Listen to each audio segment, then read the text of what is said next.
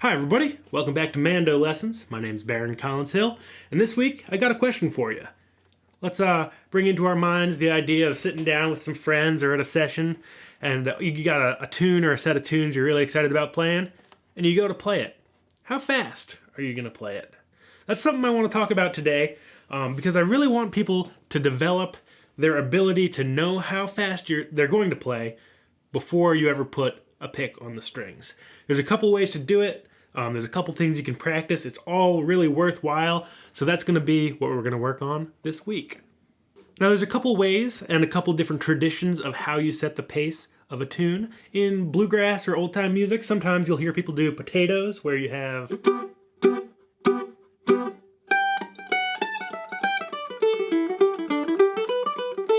something like that, where you just have 4 beats, 4 potatoes. Or people might do a little more.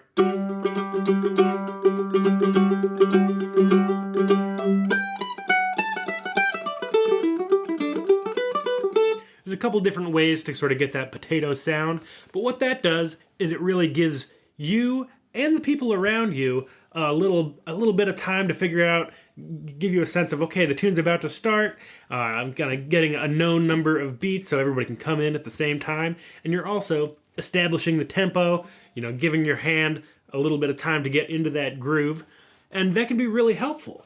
Now sometimes, especially in like the Irish tradition, you often don't do potatoes and you just kind of jump right into a tune. So if I was going to play Swinging on a Gate,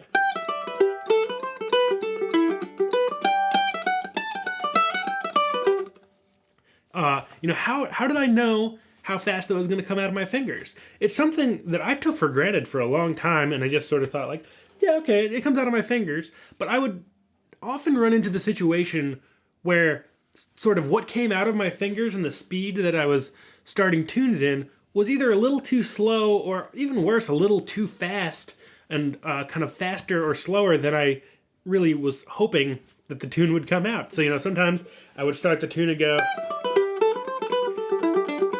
maybe I was a little nervous about playing with some folks or a little kind of amped up from the experience of being in a big session.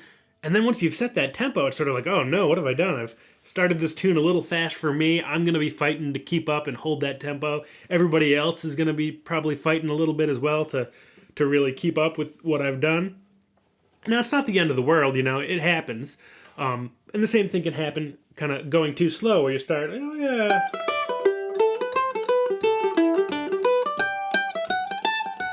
And you think, you get into it and you're like, okay, everyone's joined in, and wow, man, I kind of wish this had a little bit more energy to it. So figuring out a way to really know how fast you're going to play is a really important thing. So you can really start a tune at the speed you're excited about playing it, because, tempos can vary and there's no right or wrong tempo. So it's really up to the person, in an Irish session who starts a set of tunes to set the tempo. A couple things you can do. You can do some sort of, because people don't tend to play potatoes like that in an Irish session, you can do them in your head. Just quietly to yourself. I often will just kind of think about the melody or visualize. There's something really to see, but visualize in my mind, for lack of a better word, how the tune goes and what speed I would like to play it at. You can start kind of get it into your shoulders, tap your feet a little bit, kind of get it into your hands, and really get the tune ready before you start. So you know how the tune goes. You can also rehearse, like, oh, how does the beat part go? Play it to yourself a little bit without confusing other people, thinking you're like already starting a tune or starting on the wrong part. But whatever you can do to kind of gather all the information about the tune, make sure you know both parts. If you're going to go into another tune, like maybe into Farrell O'Gara's, sometimes if I'm making up a set on the fly, I'll either play to myself the very beginning of each tune just to make sure I know what's happening, or I can say, hey, do you know Swinging on a Gate? People go, oh yeah, and then say, oh, into Farrell O'Gara's. People go, oh yeah, I've heard that one. And then into the Virginia, and people will say, oh, I don't know the Virginia. You go, okay, how about this one? Give everybody a little taste of the tune so everybody knows what's coming up. Not always necessary. Sometimes you can just say, hup, and then people will pause in another session and see what you've got coming up next.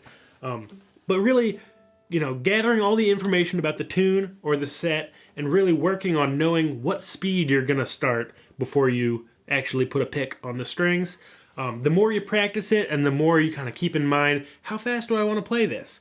Come up with an answer and then start it. It might feel a little awkward at first to, play those potatoes or kind of visualize the potatoes and then start. You might go...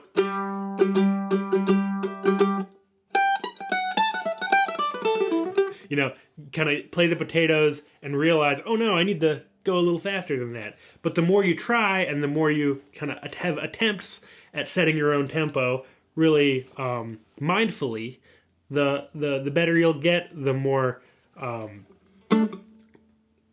steady of a pace you'll develop, and it'll really benefit you and all the musicians around you. That's just something I've been thinking about a lot, especially in teaching some one-on-one lessons recently. There's actually just a couple weeks left if you want to grab a one-on-one lesson with me. There's links in the description to LessonFace. It's lessonface.com/Mando lessons. You can try to find some slots. I'm only teaching in this round to the end of the end of March 2022. So if you want to grab a slot, that's the place to find it. You can also find links to other lessons in the description. Check out my website. Lots of lessons over there. A couple ways to donate if that's your choosing. And yeah, just have a look around and learn some tunes and techniques and get out and play more music with everybody else. That's all for now. Thanks so much for watching. We'll see you again soon. Bye-bye.